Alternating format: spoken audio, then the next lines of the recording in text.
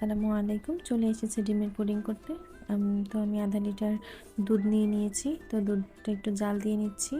দুধটা একটু ঘন হয়ে আসার পর আমি এর মধ্যে আধা কাপ চিনি দিয়ে দিয়েছি। দিয়ে একটু জাল করে একদম দুধটা ঘন করে নিচ্ছি। এই যে এরকম একদম ঘন করে নিয়ে এরপরে একপাশে ঠান্ডার জন্য রেখে দিচ্ছি। তারপর আমি আরেকটি সসপ্যান নিয়ে নিলাম। এরকম যে সসপ্যানে আমি পুডিংটা বসাবো, তো সেখানে আমি ক্যারামেল করব, তাই চিনি 2-3 চামচের মতো চিনি নিয়ে ক্যারামেল তৈরি করে নিচ্ছি। এরকম নাড়তে নাড়তে কালার চলে আসার পর তারপরে একটু বেশি গাঢ় করব না এবং হালকা থাকতে নামিয়ে ফেলবো, তাহলে কালারটা সুন্দর হবে। তো হয়ে গেল।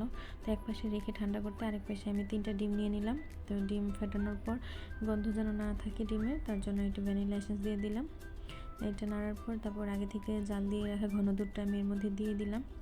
দিয়ে একটু নাড়ানাড়ি করব। ওরকম অত বেশি নাড়ানাড়ি করব না, জাস্ট একটু একসাথে মিলানোর পর তারপরে যে ক্যারামেলটা ছিল তার মধ্যে আমি দিয়ে দিব।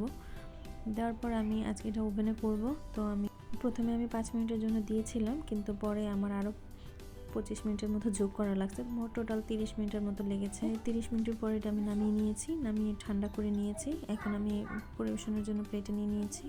এ তো মাশাআল্লাহ দেখতে অনেক সুন্দর হয়েছিল। তারপর আমি ফ্রিজে 1 ঘন্টার জন্য রেস্টে রেখে পুডিংটা সেট করে নিয়েছি। আসলে বাচ্চাদের জন্যই করা, ওরা আবার সবসময় ওর বাবাকে নিয়ে কেটে ব্যাপারটা খুব এনজয় করে।